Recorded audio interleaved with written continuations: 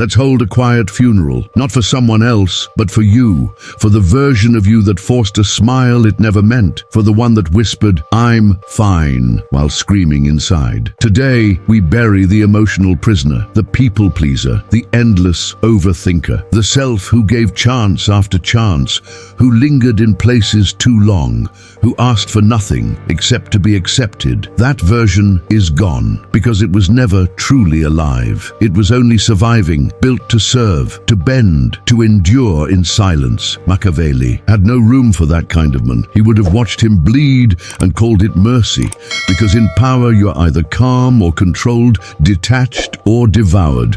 The world doesn't hand out peace. It takes your peace and sells it back to you at the price of your dignity.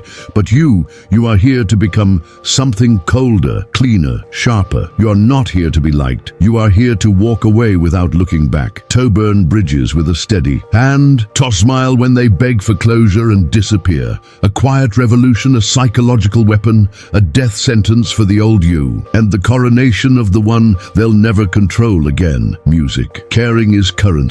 And like any currency, when you give too much of it away for free, you go broke. Most people don't realize this. They walk through life handing out their attention, their emotions, their loyalty to people who haven't earned a single ounce of it, and then they wonder why they're exhausted, why they're used, why no one respects them. Here's why: you cared too fast. And in Machiavellian terms, that makes you vulnerable. Because the moment you invest in someone emotionally, they own part of your power. It's simple psychology. We protect what we invest in, even if it doesn't serve us, even if it hurts us. That's why people stay in toxic relationships. That's why they defend manipulators. That's why they can't walk away, because they've already given too much. And once you care too much, you stop seeing clearly.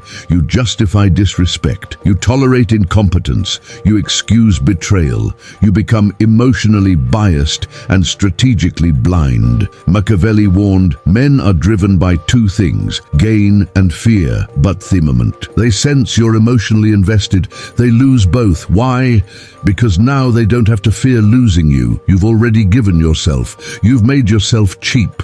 This is how the strong get used by the weak. The powerful get manipulated by the fragile. The intelligent get trapped by the emotional because you cared before calculating. The Machiavellian mind never gives value before measuring cost. It observes, it tests, it waits. It never invests based on how someone makes them feel. It invests based on how someone moves. You want to become powerful. Stop letting your emotions sign contracts your logic hasn't read.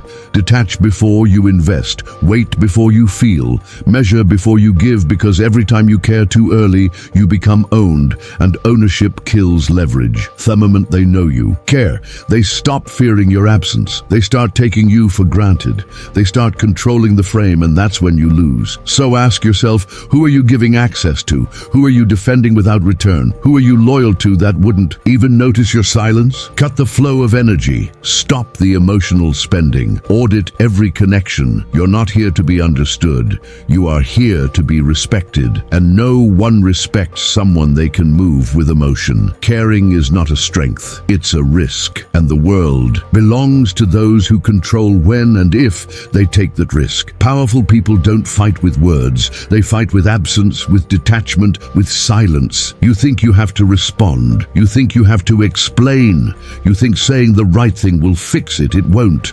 Because once someone believes they can provoke you into a reaction, they control you. Verbal reactions are noise. They show weakness. They show that you care. They show that you're moved, angry, offended, disturbed. That's not power. That's exposure. And Machiavelli understood something most people today forget.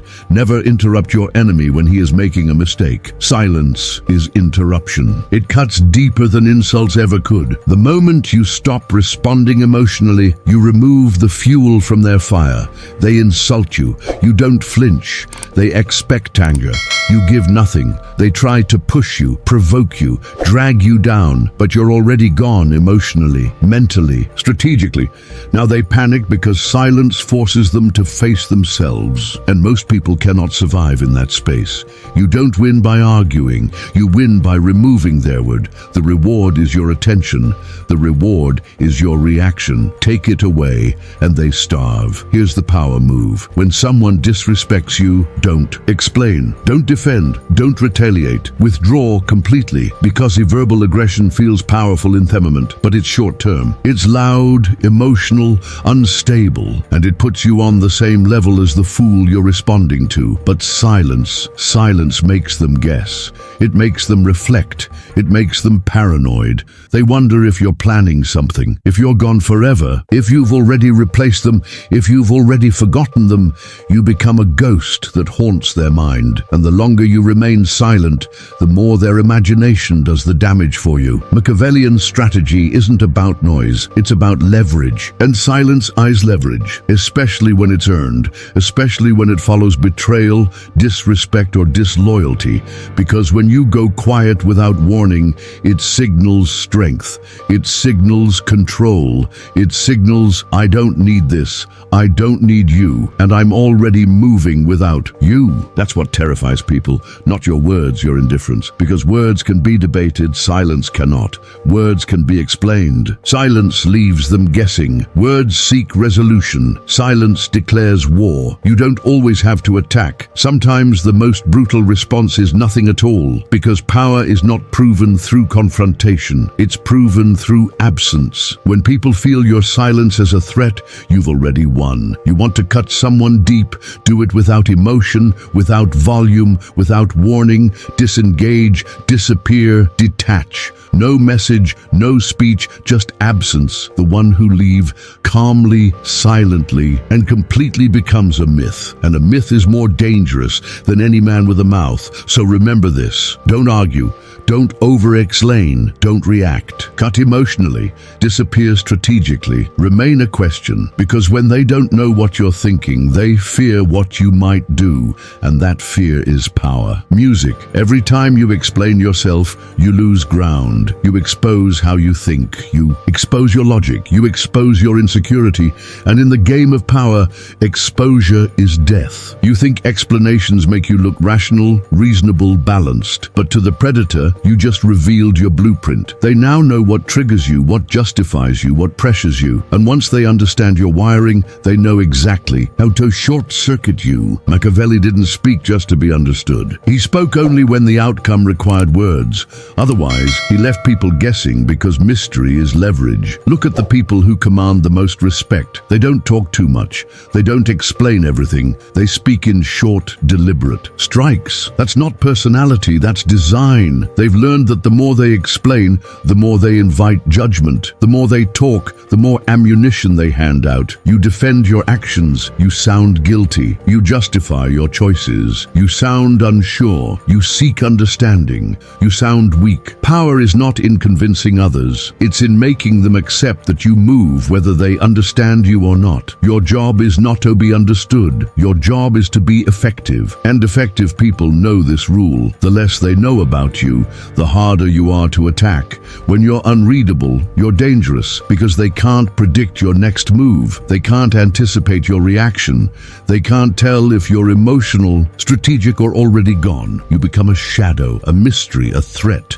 Every time someone tries to corner you into explaining, remember this. They're not asking to understand. They're asking to gain control, because once they know what drives you, they'll use it. They'll mimic empathy. They'll mirror your values. They'll manipulate you through your own words. You think you're building trust, but you're giving them the lock and the key. Machiavellian power isn't about transparency. It's about opacity. You reveal what helps you. You conceal what protects you. You don't owe the world access to your motives. You don't owe anyone the inside of your head. Let them misunderstand you. Let them speculate. Let them project. Because while they're busy trying to figure you out, you're already 3 steps ahead. The unreadable man doesn't react. He doesn't explain. He doesn't clarify. He simply moves silently, decisively, coldly. And those who cross him never see the blade until they're already bleeding. Here's your new law. Every unnecessary word word is a potential weakness. Every explanation is a thread someone can pull. So stop offering clarity to those who haven't earned it. Stop seeking permission through explanation. Stop being so damn obvious. Your silence is power. Your vagueness is protection. Your unpredictability is fear. Make them guess. Make them uncomfortable. Make them question if they ever really knew you at all. Because a man who doesn't explain is a man they can never disarm. Closure is a lie. A fairy tale we tell ourselves to feel safe. We crave it because we want neat endings, explanations, and reasons. But in the world of power, closure is a trap. Machiavelli understood this better than most. The strongest move is not to explain, not to reconcile, but to walk away cold, silent and final without looking back, without giving them the satisfaction of answers. Because when you seek closure, you keep a door open. You linger in their world, waiting for a sign, a call, a text, a word that will never come. You try to make sense of what's already dead. You negotiate with ghosts. You bleed hope into something that's already poisoned. And every step back into that mess is a step away from your own power. The truly powerful don't waste energy trying to heal wounds that others inflicted. They don't argue for respect. They don't plead for understanding. They don't ask for fairness. They burn the bridge.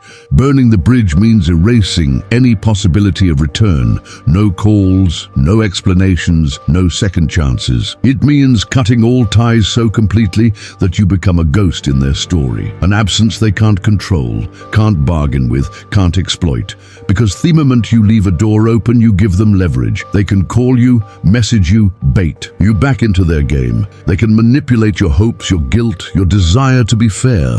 And the moment you engage, you lose. Power lies not in fighting the battle you can't win, but in choosing not to fight at all. Walking away without closure is the ultimate weapon. It's the final refusal to be anyone's emotional hostage.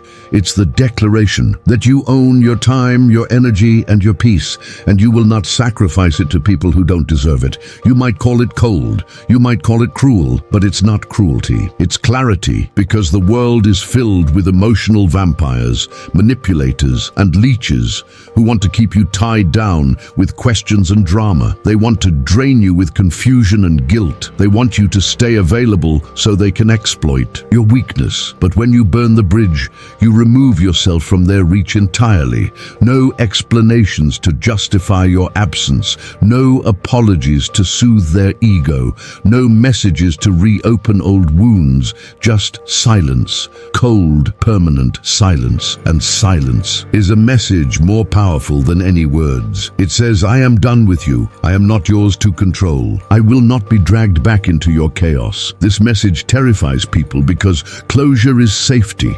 It's comfort. It's a bomb that dulls pain, but it's also a leash. And when you refuse to be leashed, you become untouchable. Consider this. How many times have you stayed in a toxic situation because you wanted answers?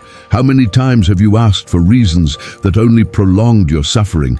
How many times have you explained yourself so much that you lost the aspect of the one you were explaining to? Every time you give a reason, you give an opening. Every time you seek closure, you extend your vulnerability. Machiavelli teaches us to value freedom over comfort, the freedom to move on without baggage, the freedom to cut losses without regret, the freedom to burn what no longer serves you completely and without hesitation. Walking away without closure is the practice of self-respect. It is the refusal to be anyone's emotional afterthought. It is the discipline to put your peace above their demands. And make no mistake, it is difficult. It means resisting the urge to explain yourself one last time. It means silencing the part of you that wants to be understood. It means facing loneliness without apology, but the reward is immense. You reclaim your power. You control your narrative. You become the master of your own fate. And in this ruthless world, that is all that matters. So next time you face a relationship, a friendship, or a situation draining your energy, ask yourself, am I staying because I want closure or because I fear losing control? Am I seeking answers or begging for permission to leave? Am I holding on to hope or sacrificing my peace? Then make the hardest, most powerful decision of all. Burn the bridge, walk away, and never look back, because the most dangerous move in the game of power is not confrontation. It's the cold, silent exit. The exit that leaves them guessing, haunted, powerless.